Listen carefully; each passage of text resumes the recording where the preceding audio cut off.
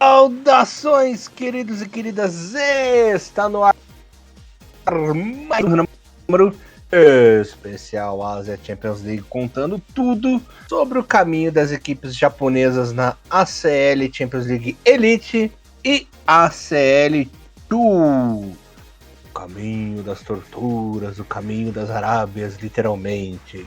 Como sempre, vocês estarão na companhia de Elias Falaras, o Barbudinho Alegria na apresentação. Comentários da lenda, Mr. Thiago Henrique Cruz. Tudo bem com você, meu shake favorito? Salve, salve, Elias. Bom dia, boa tarde, boa noite a todos os nossos queridos ouvintes. Voltamos para mais um programa, um boletim, praticamente, sobre tudo que vai acontecer, né, nessa temporada da Liga dos Campeões da Ásia, né, tanto a Elite quanto a 2, né, a 2, né, que é com esse nome aí que, sinceramente, eu acho muito... Já conversamos no primeiro programa, né? O primeiro é AFC Elite, aí depois 2, né? Tipo, é meio caído, né? E Okay. poderia dar um subtítulo, né? Poderia dar um subtítulo, pelo menos. Como fala no Japão, a série Tsu. Exatamente, né? AFC Tsuru, mas assim, eles poderiam realmente ter pensado em outro nome para não desmerecer demais o campeonato, né? Asia Champions League Silver. Assim, né? É nome, né? Um impacto, 2, né, cara? É muito.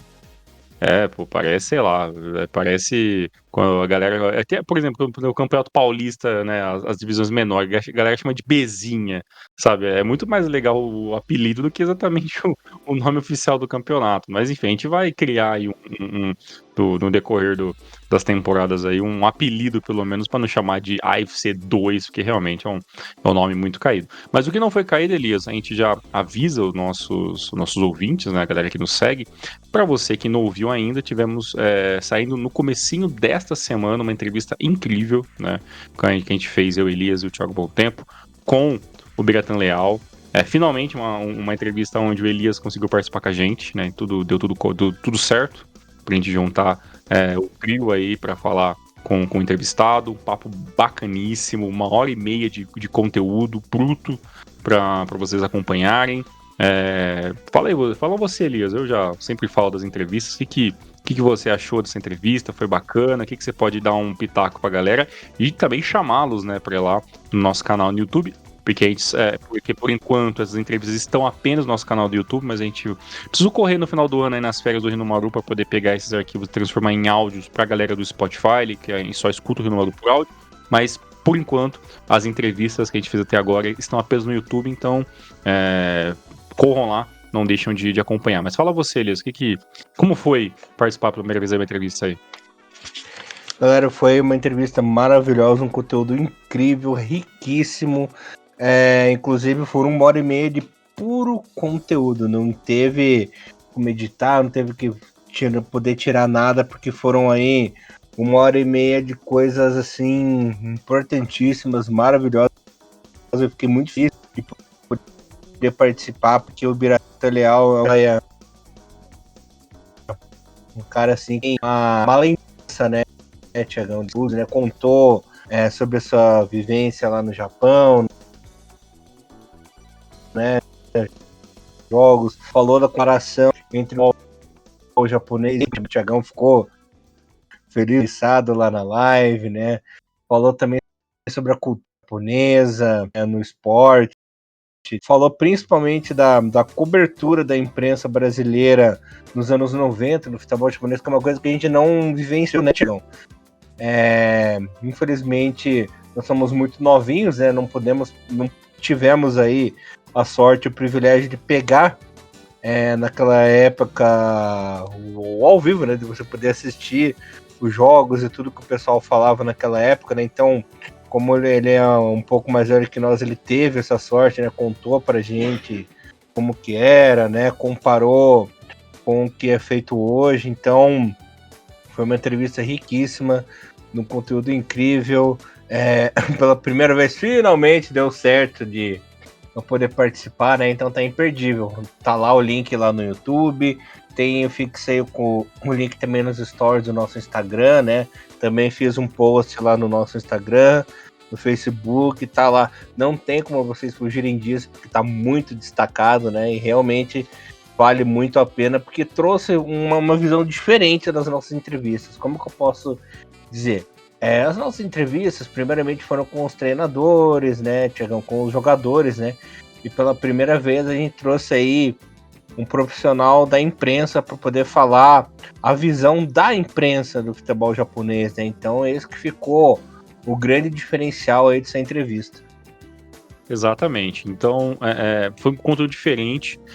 Vai gerar alguns cortes, mas vocês sabem, a galera que já conhece a gente há mais tempo, a gente não fica fazendo muito conteúdo de corte, é mais uma coisa mais pontual, né? Porque a gente quer que vocês vão lá e vejam o conteúdo na íntegra mesmo, né? Até porque tem muita coisa que a gente comentou ali com o Biratã, por exemplo, e isso com todos os entrevistados, que é uns conteúdos tão longos e às vezes respostas tão embasadas que eles dão pra gente, que às vezes nem caberia num simples corte ou uma coisa tão pequena assim. Então, por mais que a gente vai gerar alguns cortes dessas entrevistas, claro, do Biratã também, a gente faz esse convite de novo para vocês verem o material na íntegra que ficou lá, ficou bacana demais. E só para quem não viu, ou para quem viu, voltar uma hora e ver e prestar atenção nisso, teve um detalhe da entrevista, Elias, que para mim foi fenomenal. Quando a gente começa a falar ali sobre algum assunto, sobre o beisebol, imagino eu, e o Biratã falou uma coisa muito interessante, que às vezes a gente sabe disso, mas a gente esquece, né? Que essa questão de a visão dele como cada país, né?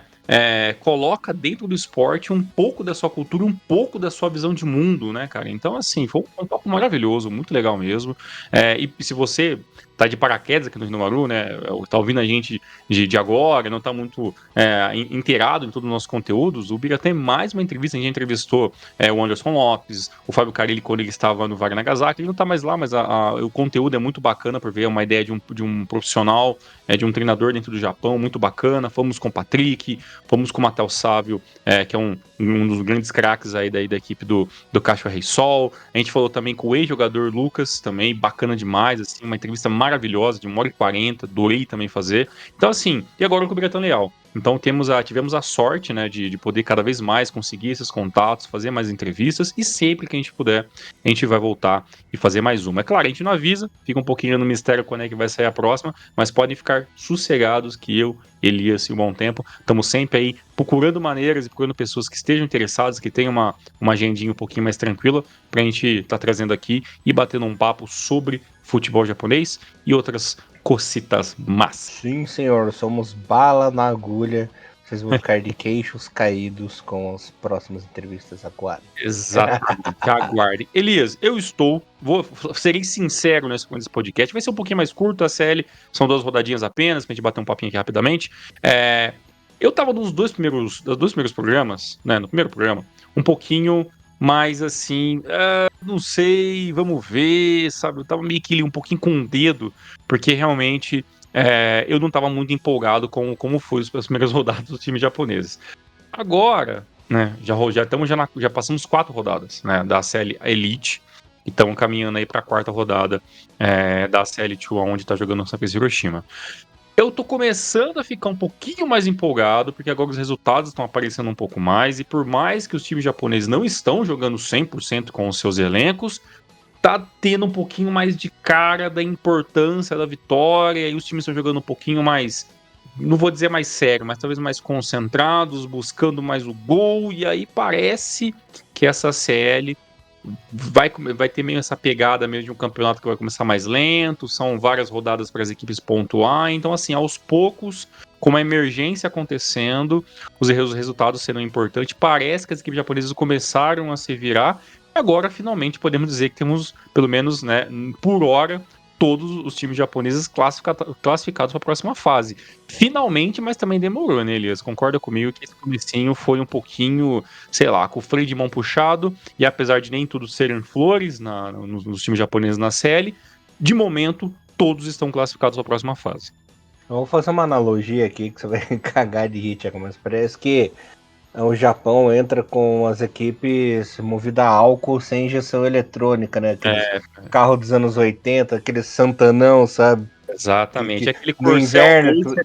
Isso, no inverno que você ligava, tinha que ficar 10 minutos para aquecer o motor lá, para conseguir arrancar e sair. Então, parece que as equipes japonesas entram com esses pau velho na competição, mas quando aquece o motor aí vai com uma beleza, né? É bem por aí mesmo, é aquele maravilhoso escort hobby do 90, 91, a álcool do pai do seu amigo que tem que esquentar 10 minutinhos ali antes de poder levar pra escola. Tá acontecendo, realmente o comecinho foi meio estranho. Eu até imagino que essa pegada dessa competição, vai demorar um pouco para engrenar em alguns lugares, né, e o público não tá. Eu até lembro que no primeiro programa eu fiquei: "Nossa, o público tanto", depois eu estava vendo o valor total do estádio, não o público geral. Assim, até o público tá aos poucos abraçando um pouco. Eu até imagino que esse formato, por ser várias rodadas, esse fator urgência ele cai muito, né? Então eu imagino que inicialmente é normal ter essa exclusão, talvez, do público, assim, de vamos deixar mais pra frente, vamos às rodadas mais interessantes, ou o público meio que escolhendo os jogos que melhor interessa, né? Então faz parte desse novo formato, né, Elias? E eu acho que não é, talvez, novidade pra ninguém. Que por mais que a gente entenda a necessidade de você copiar, né, o formato padrão, né, que é o formato europeu, claro que a gente também não fica tão feliz assim de ver tudo virando um negócio só, né? A série tinha um formatinho mais parecido com Libertadores, que a gente achava mais interessante, né? Um negocinho ali, menos jogos, e aí as coisas eram mais imediatas, mas enfim, né? Aos poucos a gente acaba se acostumando com isso também. Infelizmente, o futebol mundial tá perdendo a sua cultura, né, sua característica e sendo engolido cada vez mais pelo calendário europeu, né? Por um lado é bom porque padroniza, aí a gente não tem todos esses contratempos e coisas que as equipes asiáticas, seja de clubes e seleções, tinham, né, para penando aí contra as europeias. Mas por outro lado é ruim porque se perdem as tradições, né, Tiagão? Então tem todo esse lado complicado, né? Bom, Tiagão, eu vou fazer uma proposta diferente no programa hoje. Eu vou começar falando por clubes. Lembrando aqui, como o Tiagão falou, nesse momento as 3 equipes japonesas são classificadas, né? Inclusive o Viseu Kobe é o líder geral, tem 10 pontos aí na primeira colocação. O Marinos está em terceiro aí com seus 7 pontinhos. E fechando ali no limite o oitavo Frontale com seus 6 pontinhos também. Começando aqui por clubes, eu quero dizer que a equipe que mais teve uma crescente na competição foi o próprio Yokohama Marinos, né, Thiago? Começou muito mal a competição, tomando aquele nabo, né? Conseguiu se recuperar na segunda rodada. Nessa terceira rodada conseguiu um empate de ouro, né? Jogando fora de casa contra a equipe do Shandong Taishan. E na quarta rodada conseguiu golear o Buriram United. Então é um time que parece que aquela goleada ali que tomou na primeira rodada sacudiu mesmo a equipe resolveram acordar para a vida, né? Nesse jogo de empate que aconteceu lá na China, foi 2-2. Quem marcou os gols do Marinos foram o Anderson Lopes e o Ian Matheus. Um conhecido do futebol brasileiro marcou pela equipe do Shandong, né? Que foi o Crisan. E inclusive até a equipe do Marinos teve até um pouco de azar, porque o segundo gol, que seria o gol da virada, foi aos 87 do segundo tempo e tomou um empate nos acréscimos, né? No Zeng Zeng fazendo gol aí da equipe dos chineses. E que foi assim, tudo bem, mas pelo menos pontuou fora de casa. A equipe entrou em campo com o Ikura no gol, com o Eduardo, Anderson Lopes e o Matheus, o Koike, o Enaka, o Kamijima, o Kato Inoue, o outro Kato Yamane. Entraram na etapa final de 1-1 no Kota Mizunuma, que nem deu tempo de jogar, coitado. Entrou no finalzinho. O Watanabe, o Ryomiyachi, que entrou no finalzinho, e o Matsubara, né? Achei que foi uma sacanagem esse empate no finalzinho do Shandong, mas ponto fora de casa é sempre importante, né, Tiago? Isso é verdade. O Marinos, para mim, ele tem de todos os clubes japoneses dentro da CL e também tem um dos melhores ataques dentro da J-League e dentro da CL. Eu acho que é que a questão ofensiva do Marinos é muito respeitada. É um time que você não pode dar brechas nenhuma, que é uma equipe que tem muita qualidade ofensiva. Então eu acho que essa é a grande qualidade desse Marinos, que apesar de ter cometido a primeira rodada do Marinos é um negócio inacreditável, né? 7-3, né? Pra equipe sul-coreana. É uma equipe que por muitos desconhecida, né? Então realmente um resultado que abate muito. Depois vence um Sun na segunda rodada. Um Sun que todo mundo imaginava que talvez seria uma equipe a ser respeitada, jogando dentro de casa, né? Mas não vem mostrando toda essa força dentro da competição até o momento. E o empate, né, na terceira rodada contra o Shandong Taishan, que nem você falou, é um empate que até os 90 e tantos era uma vitória, né? Um 2-1 que muito coerente, com 2 belos gols, o primeiro do Anderson Lopes, né, assim, entrando dentro da área, depois um belíssimo chute do Ian, finalizando aí dentro da área, e um jogo muito pegado, né, que estava 1-1, que na verdade começou perdendo, né, começou com um gol da equipe chinesa no primeiro tempo, depois foi com empate com o Anderson, depois a virada com o Ian, e no finalzinho ali teve o gol ali da equipe chinesa, que levou um empate, um belíssimo jogo.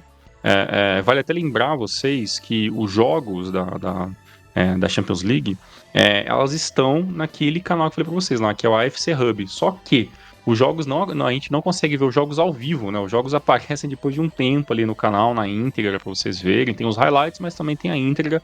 Mas talvez, chuto eu, que por motivos autorais, então com uma questão de região, que esses jogos são disponibilizados depois na íntegra aos poucos. E se vocês verem esse jogo na íntegra, vocês vão ver que durante ali uns 30 minutos ali do segundo tempo, o Marinos conseguiu neutralizar a equipe do Taishan, mas a equipe acabou cansando, teve as modificações, e aí você acaba perdendo um pouquinho de qualidade, mas mesmo assim, um empate positivo, não seria nada estranho o Marinos ter mais dificuldade, mas o empate ficou de bom tamanho. E a vitória, né, da quarta rodada contra a equipe do Buriram, aí eu acho que o Marinos encontrou o caminho, né, de como ele deve jogar essa competição, né? Fez valer o mando de campo, claro, se aproveitou daqui do Buriram ter tido um jogador expulso logo no primeiro tempo. Inclusive, Elias, dá pra gente perceber que existe, e isso eu acho que não é por acaso, existe talvez ali um pulso firme maior da UFC. Eu acho que isso. Eu também falo nos twitters da vida aí, a galera falou: isso aí, eles estão muito rigorosos com as equipes do leste, mas eu acho que não é muito bem assim, pelo menos eu quero imaginar que não seja. Mas sim que existe sim uma padronização na ACL para que seja que seja tolerado menos essas entradas mais estrambelhadas, um pouco mais físicas, que podem acabar machucando os jogadores. Então eu acho que está sendo mais rígido, né, a régua do juiz dentro da competição, e isso acabou tecendo, vai ser palco da nossa conversa quando a gente falar sobre a questão da expulsão ali do Marcinho no comecinho do jogo do Frontale. Mas nesse jogo ainda da equipe do Marinos, já estava no final do primeiro tempo 2-0, e ainda teve o gol contra ainda, né, que acabou fazendo 3, e aí depois o segundo tempo ficou muito mais tranquilo, os gols foram acontecendo, o Buriram teve que se fechar para tentar evitar que fosse um massacre, acabou não acontecendo. Eu até acho que o Buriram conseguiu criar boas tentativas ali, mas pararam tudo no Icurá. E falo pra vocês, o Icurá no gol do Marinos me apetece mais do que o William Pop, tá? Então, por mais que a gente, né, não veja todas as equipes japonesas jogando a competição inteira com a sua equipe principal, eu acho que essas mudanças e esses testes que vão ser feitos dentro da série podem respingar em modificações para essas equipes para o ano que vem. Então eu acho que, se você parar a pensar, Elias, as equipes que estão na CL, elas vão ter um calendário maior, vão jogar mais, claro, vão se desgastar mais, mas esses elencos da CL, se não tiver muitas mudanças, podem ser um diferencial para essas equipes começarem o ano que vem, né, na J-League, muito mais ligados do que outros. Então eu acho que torcida do Marinos, se as coisas acontecerem como devem acontecer, o Marinos pode vir muito forte para a temporada que vem, pensando em J-League. Mas dentro de ACL, um belíssimo resultado, o Marinos finalmente entra na competição, faz um saldo muito positivo, até porque tinha tomado 7, né? Fica bem positivo, poderia estar muito melhor na questão de saldo de gols, se não tivesse tomado alguma a besteira lá do 7-3 na primeira rodada, mas é uma equipe que melhorou muito, e eu acho que esse fator ofensivo do Marinos pode ser o diferencial aí num futuro mata-mata. Pelo menos em um campeonato aí O Marinos tá bem, né? Uhum. Eu fiquei devendo aqui a escalação do segundo jogo. A equipe entrou com o Icurá no gol, Eduardo, Anderson Lopes, Ian Matheus, Uenaka, Kamidima, Inui, o Kato Yamane, o Sakakibara no lugar do outro Kato, né? E o Asian B, um time praticamente igual no que aconteceu no jogo anterior. Entraram na etapa final Nishimura, o Kota Mizunuma teve mais tempo de jogo, dessa vez assim como o Miyate. Entrou o Mochizuki e o Asada. Falando aqui mais uma vez, revisando, Kenta Inui fez gol, Anderson Lopes, o Etheridge fez gol contra aquele Etheridge mesmo da Premier League. Anderson Lopes fez mais um e o Enaka fechou o caixão e o Marinos 5, Buriram United 0. E quem continua sua empreitada muito bem, obrigado, na ACL é o nosso querido Viseu Kobe, né, Tiagão? Conseguiu aí 2 vitórias importantíssimas, derrotando adversários diretos, né, da ilha de Kankoku, da Coreia do Sul. Visitou na Coreia a equipe do Ulsan, que não sei o que está acontecendo essa temporada. O time tá na lanterna com 0 pontos, nada tá funcionando na equipe do Ulsan Horangi da Coreia do Sul. Venceu fora de casa por 2-0 e depois em casa derrotou o Gwangju aí, que é a grande surpresa da competição. Tanto que nesse momento está na segunda colocação, né, com 9 pontos, apenas um pontinho atrás do próprio Viseu Kobe, né? Então, dessa vez, os japoneses conseguiram finalmente derrotar os coreanos em 2 partidas seguidas, né? É a equipe do Viseu Kobe salvando a reputação. No jogo contra o Sun, os 2 gols foram do Miyashiro, né? Na etapa final, o time entrou em campo com Maekawa, Matheus Tuller, Yamakawa, Ogihara, Ryosuke Deguchi, Miyashiro, autor dos gols, Osako Muto, Honda, Sakai e Jean Patrick. Entraram na etapa final o Yuruki, o Sasaki, o Hirose e o Kawasaki. E na outra partida, jogando em casa, o Miyashiro fez gol de novo e o Sasaki marcou no segundo, né? O time entrou com Maekawa, Ino, Matheus Tuller, Yamakawa, Ryosuke Deguchi, Miyashiro, Hatsuse, Sasaki, Kawasaki, Jean Patrick e Kikuchi. Entraram na etapa final o Yuruki, o Honda, o ID, Yamauchi e o Tominaga, Thiagão. A equipe do Viseu Kobe é a única equipe do leste ainda que está que não perdeu na competição ainda, né? O último invicto, né? Já na competição, um empate e 3 vitórias seguidas. Belíssima vitória em cima do São 2-0. Poderia ser mais, mas a equipe do Kobe é interessante ver o Kobe jogar, porque o Kobe é uma equipe que roda muito, né? A parte média para frente do elenco, né? Tem muitos jogadores, os jogadores têm muita oportunidade, as equipes rodam bastante.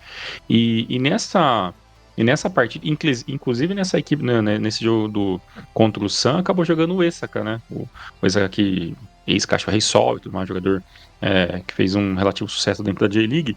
E nesse jogo, né, a gente viu um belíssimo jogo de todos os setores, né, da equipe do Kobe. Foi muito superior à equipe do Sun em todos os setores.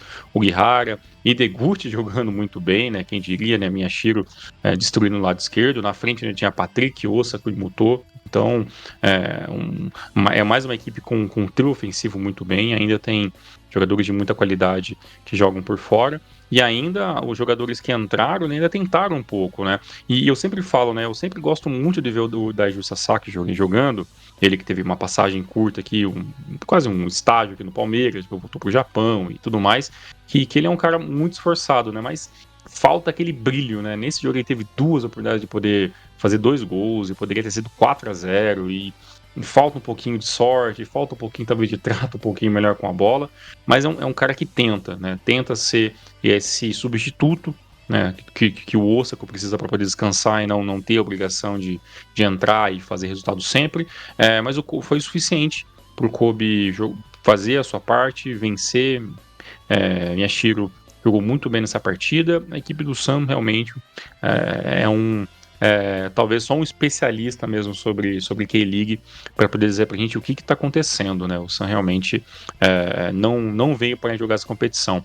E o último jogo, né? Aí talvez o jogo que primeiro é muito esperado, né? Porque no começo dessa Champions League, Elias, essa equipe, né? Qual que é a pronúncia correta, Elias? Que eu sempre tenho meio medo de cometer um gafe. Qual que é a pronúncia correta dessa equipe da Coreia do Sul? Qual o Gwangju?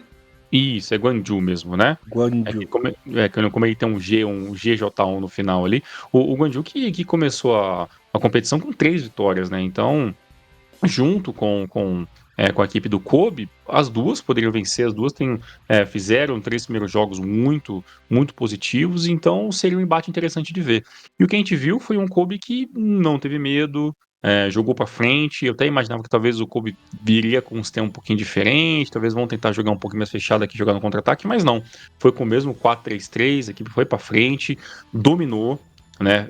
Deixou a equipe sul-coreana mais com a bola, e aí eles não conseguiram fazer nada com elas, e aí sempre que eles erravam, virava um contra-ataque, virava uma tentativa de gol, e aí com isso o Kobe minou rapidamente o sistema de criação da equipe da Coreia do Sul, fez valer o seu mando de campo, fez valer a pressão, e aí conseguiu os 2 gols e mais um jogo onde o Daeju Saki, por mais que fez um gol, né, um dos gols foi dele, mas ainda assim perdeu pelo menos mais uns 2 ou 3, então é mais um jogo que acabou 2-0, mas o Kobe poderia sim ter ampliado ainda mais esse resultado. Mas agora, né, depois de 4 jogos, né, 6 gols feitos e apenas 1 tomado, a equipe do Kobe se torna a melhor defesa do campeonato até o momento, né? Imagino que nenhuma outra equipe, tanto do leste quanto do oeste, tomou menos de 1 gol, né? Então o Kobe é a melhor defesa da competição até agora. Não é a equipe que mais fez gols, mas é uma equipe muito regular. O futebol regular do Kobe talvez seja o maior trunfo dessa equipe aí, pensando a longo prazo pro campeonato. Uhum.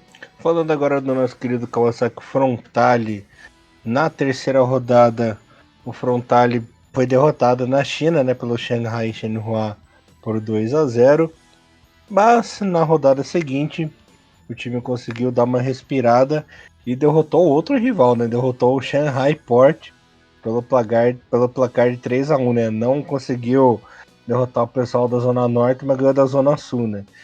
Então, nessa partida do Shanghai, o time entrou em campo com o Jun Sung-ryun, Sasaki, o Tachibanada, o Miura, o Akizaka e Yamada. Marcin foi expulso no começo do jogo, né? O Van Vermeskerken, Maruyama, o Ienaga e Yamamoto. Entraram o Erison, o Yokobayashi, o Tono e o Kawahara, né? No outro jogo da quarta rodada, os gols frontais foram marcados pelo Ienaga, Yusuke Segawa e o Vermeskerken, né, Tiagão? E o Matias Vargas diminuiu para o Shanghai.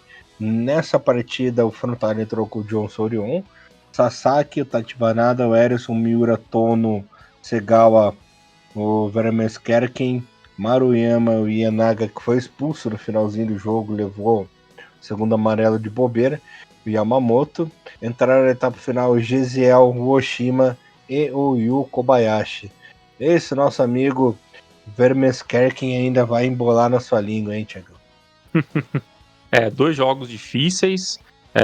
Para mim, o primeiro jogo, a equipe do Frontale ficou muito, né, muito perdida, porque já teve um jogador expulso logo aos 8 minutos. A expulsão do Marcinho foi uma expulsão direta, né? O Marcinho foi fazer uma dividida de bola aos 5 minutos, com o pé um pouco alto, acabou pegando no tornozelo do jogador da equipe da China, e aí no VAR o juiz foi lá e aplicou o vermelho direto, não teve conversa.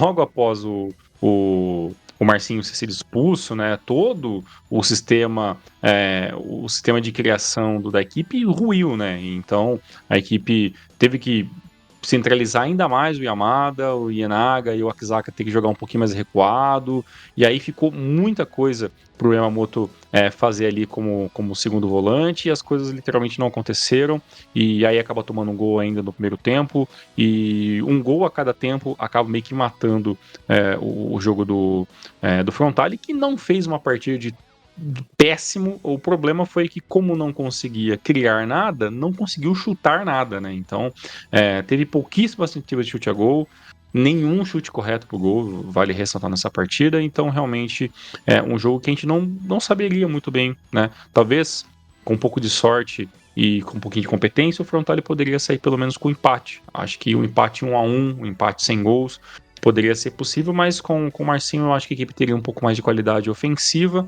É muito irregular, né, esse ataque atual da equipe do Frontale. É um trabalho que vem chegando ao fim, é um Frontale que a gente não sabe como que vai ser na próxima temporada, mas ainda assim é uma equipe que tem qualidade, principalmente no coletivo. Talvez as principais armas hoje do Frontale, tirando o Erisson, são jogadores que já estão bastante tempo no elenco. Tem alguma galera mais velha que já está há muito tempo, como o Yanaga ou o Yu Kobayashi, que às vezes acaba sendo mais um jogador para compor elenco hoje em dia. São homens ainda que têm uma certa responsabilidade dentro de campo, mas a equipe do Frontale, aos poucos, vai ter que fazer esse trabalho de reconstrução, e sinceramente, dependendo como for essa reconstrução, acho que o Frontale pode sim pensar em alguma coisa, pelo menos não passar vergonha na competição, mas de todos os times japoneses, o Frontale talvez o que a gente não consegue saber, se pode esperar muita coisa, né? Mas esse primeiro jogo realmente teve esse problema. No segundo jogo, aí talvez o jogo que eu achei sinceramente que seria muito mais complicado, né? Até pela pressão que a equipe do Frontale teria, até porque o Frontale chega na quarta rodada, aliás, com a vitória ou 2 derrotas, né? E praticamente podendo ter muitos problemas, né, na competição se perdesse a terceira consecutiva. Mas foi lá, até com o apoio da torcida, que chegou a comparecer, mesmo que não tenha sido em gigantesca, né, escala, ainda foi um futebol melhor. Finalmente a gente pôde ver o Frontale jogando um futebol ofensivo. Não é uma equipe que se lança muito ao ataque, até porque as duas linhas de 4, né, que a equipe faz, meio que tenta travar o meio-campo, né? E esse travamento deu certo, até porque muito das bolas que fariam alguma coisa dentro pro ataque da equipe chinesa passaria pelos pés do Oscar e pelo pés do Gustavo, né? O Oscar foi muito bem marcado, o Gustavo também, e o Gustavo também não estava, né, num bom dia. E aí isso matou completamente as chances de criação da equipe chinesa. Melhor para o Frontale, que fez um esquema de tentar parar o meio-campo, deixou a bola mais com a equipe chinesa, que teve mais chances, que ficou mais com a bola, chutou mais de fora da área, mas foram momentos decisivos que a equipe do Frontale conseguiu o seu resultado. Inclusive, o primeiro gol do Yanaga foi depois de um vacilo ofensivo que acabou virando um ataque. O terceiro gol do Werder Skersken, como o Elias fala, também foi uma jogada onde a equipe soube esperar o momento certo de avançar para o ataque. Então, assim, um futebol que deu certo. Ainda você vê que, por mais que o Frontale hoje seja muito diferente daquele Frontale que brilhou na J-League, o Onik ainda tem ideias interessantes, né, que coloca ele sim como um dos nomes mais importantes dos últimos anos como treinadores dentro do futebol japonês. E nessa vitória 3-1 tem um pouquinho da mão do Onik ainda ali, que conseguiu manter esse elenco unido até o fim e conseguiu fazer um esquema tático que meio que não resolveu, mas pelo menos deu uma maquiada nos defeitos que a equipe do Frontale tem em finalização, e conseguiu fazer um bom primeiro tempo para sair com o resultado. Depois acabou tomando um gol, não tinha tanto problema. O maior problema realmente, Elias, no final, foi que o Ienaga acabou sendo expulso com uma cotovelada que ele deu, né? Então já tinha tomado o cartão amarelo por uma falta, bobo, depois dá uma cotovelada desnecessária. Imagino que ele já devia estar ouvindo alguns desaforos, aí o jogador acaba apertando a cabeça, mas ainda assim, um jogador tão experiente acaba sendo uma besteira, o Ienaga acaba sendo expulso dessa maneira. Mas 3-1, não comprometeu o resultado. Frontale pelo menos dorme por enquanto na 8ª e última colocação para as equipes classificadas, e dá um pouquinho de respiro para esse elenco, que tem condições de pelo menos passar de fase. Maravilha, Thiagão. Passando aqui os resultados demais que aconteceram, né? O Guangzhou bateu o Johor por 3-1, o Shanghai Port bateu Central Coast por 3-2, Buriram ganhou do Pohang por 1-0. Esses resultados da rodada 3. E na 4, Central Coast, Shanghai e Shenhua ficaram em 2-2. O Johor meteu 3-0 no Ulsan. E esses foram os resultados das equipes não japonesas, né? Classificação geral da parte leste aí: Vissel Kobe líder 10 pontos, segundo Guangzhou com 9, terceiro Marinos com 7, quarto Johor com 7, quinto Shanghai Shenhua com 7, sexto Buriram United com 7, sétimo Pohang com 6 pontos, e fechando aí o Frontale com 6 pontos, equipes que estariam classificadas para a segunda fase. Do lado árabe, Thiagão, Temos aí o líder, o Al Hilal, com 12 pontos. O Al Ahly com 12 pontos em segundo. Al Nassr em terceiro com 10. Al Sadd em quarto com 8. Al Wasl em quinto com 7. Al Garrafa em sexto com 4. Al Rayyan em sétimo com 3. E o Istiklal do Irã em oitavo com 3 pontos. Né? Você vê que a diferença das equipes do primeiro ao terceiro tem uma pontuação bem elevada, né, no lado árabe, e do quarto para baixo com as pontuações bem chinfrins, né? Então, por incrível que pareça, apesar de toda a grana, a parte do leste asiático continua a mais disputada, a mais equilibrada, né, Tiagão? A mais raçuda no momento. Exato, né? E até, se a gente for ver pela questão dos números de gols e tudo mais, a equipe que a pior defesa do campeonato até o momento, né, vem sendo o Al Ain, né? Que já tomou 15 gols, né, na competição. O pior ataque, né, da competição ainda, agora essa cai sobre o lado leste, né? A equipe do Sun ainda não fez nenhum gol na competição, já tomou 10. Mas, se você ver a questão dos números, os times japoneses, até o próprio Frontale, que não está voando de vento em polpa, se for ver hoje, fez 4 gols, tomou 4, tem 4 pontos, tá realmente bem equilibrado, e por mais que talvez isso deixe um pouco mais instável a gente saber o que vai acontecer nas próximas rodadas, existe um equilíbrio maior ali no lado leste, o que deixa talvez a competição um pouco mais interessante. O lado oeste, a gente tem duas ou três equipes que vão despontar e vai acabar passando ali a galera ali do meio do pelotão que tem realmente, não vou dizer menos grana, mas tem elencos bem menos qualificados do que Al Hilal, né, Al Ahly, são equipes que tem o Al Nassr, o Al Sadd, são realmente os 4 destoam bastante ali dos demais em questão de qualidade de elenco e individualidade. Maravilha, Tiagão. Nós ficamos devendo pra galerinha a campanha do Hiroshima na CL2, né? Nós falamos aí só da primeira rodada, né? Ficamos devendo aí a segunda rodada que aconteceu e a terceira. Nesse momento, o Hiroshima é líder isolado no seu grupo. 3 jogos e 3 vitórias, 9 pontinhos. Em segundo, o Sydney FC com 6. Lembrando que esses dois passam aí para as oitavas. A Série 2 continua aquele formato tradicional do campeonato, né? O Eastern de Hong Kong tem 3 pontinhos. O Kaila Yoyo tem 0, equipe da Filipinas, né? Na segunda rodada, o Hiroshima venceu o Eastern de Hong Kong por 3-2 de virada, né? Com gols do Matsumoto, Nakajima e o Araki. E depois recebeu em casa a equipe do Sydney FC e venceu por 2-1 também, né? Com gols do Higashi e do Sochiro, né? E o Segetich diminuiu para a equipe do Sydney. Então, a equipe do Hiroshima ir muito bem na CL2. Conseguiu vencer o jogo que era o mais difícil, né? A gente tava esperando aí. A gente tava com uma expectativa grande sobre o que seria essa partida contra os australianos e deu certo, né? Uma boa vitória em casa. O time foi muito bem. Teve um público muito bom, né? Acima dos 13 mil com um jogo no meio de semana numa série 2. Eu achei muito boa aí a colaboração do público, né? Na primeira partida, a equipe do Hiroshima entrou em campo com o Tanaka no gol, Matsumoto, Mitsutarai, Shichi, Kashiwa, Tochiro, o Yoha, o Koshimichi, o Hosoya e o Nakajima. Entraram o Araki, o Douglas Vieira, o Marcos Júnior, o Matsumoto e o Nakano. Na outra partida, entraram o Osaka, o Araki, o Arai, o Matsumoto, o Nakano, Sasaki, Higashi, Arslan, Kato, Kawabe e Gonçalo Paciência.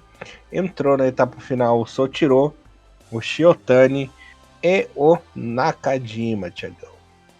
Isso aí, esse jogo contra o CNFC, importantíssimo essa vitória.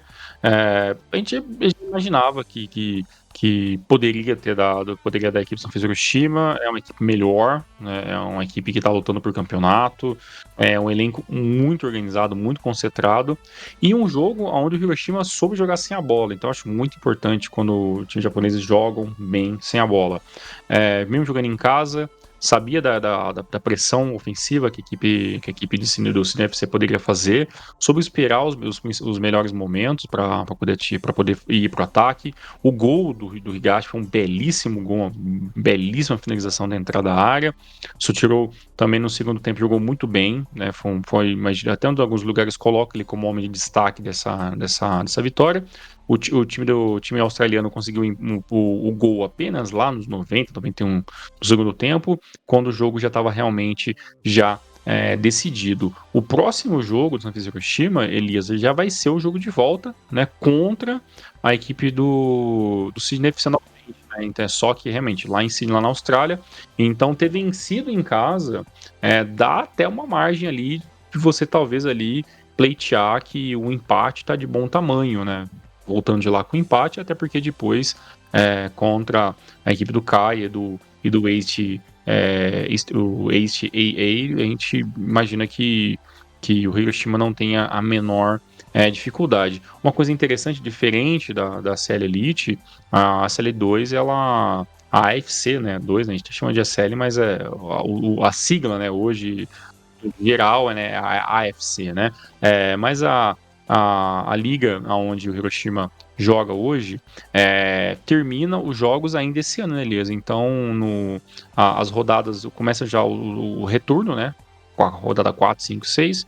E em dezembro, entre os dias 3 e o dia 5, termina essa primeira etapa. Então, no ano que vem, quando a equipe do Hiroshima Consta já vai estar classificada, imagino eu, e ele já vai ter, já pensando nos mata-matas, né? Então, enquanto ainda a Elite vai ter algumas rodadas que vão ser jogadas para depois, a partir de fevereiro, a FC2 já entra em 2025 em mata-matas. Então, eu acho bem interessante o Hiroshima decidir a vida dele na J-League, né? Que ainda tá uma incógnita para acontecer, mas tá tudo bem encaminhado para cima até o final. O Hiroshima tem lá as suas possibilidades muito grandes. Resolvê-lo enquanto antes a sua classificação na CL2 e já pensar como é que vai ser os mata-matas para o começo do ano que vem. Então, o jogo de volta, agora contra a equipe do Sydney FC, é um jogo muito importante. Imagino que todo mundo vai ficar de olho aí. O jogo acontece... quando a gente sai, esse programa de jogo já aconteceu, né? O jogo da volta acontece no dia 7 do 11. Esse programa, na teoria, estaria entrando no ar no dia 7 do 11. Então, vocês já vão saber aí qual vai ser o resultado e provavelmente já fiquem de olho já aí para vocês, para ver o que o Hiroshima vai fazer nos jogos 4 e 5 e 6, que provavelmente depois este vai ser um assunto desse programa de ACL futuramente que a gente vai trazer aqui para vocês. Mais alguma coisinha que você queira falar? Tá tranquilinho. É isso aí, a galera aos poucos vai pegando as manhas e vai se acostumando com a Champions League asiática, o novo formato, e a gente vai acostumando também a deixar de falar ACL e começar a falar AFC, que às vezes dá uma bugada na cabeça. Que sedento, vou falar sério. Fechou, irmãozinho? Fechou? Até semana que vem, tamo junto, galera. Tamo junto, galerinha. Muito obrigado. Até semana que vem. E Hiromaru levando o melhor futebol japonês pra vocês, galerinha. Valeu, até mais. Forte abraço, tchau, tchau. Sayonara.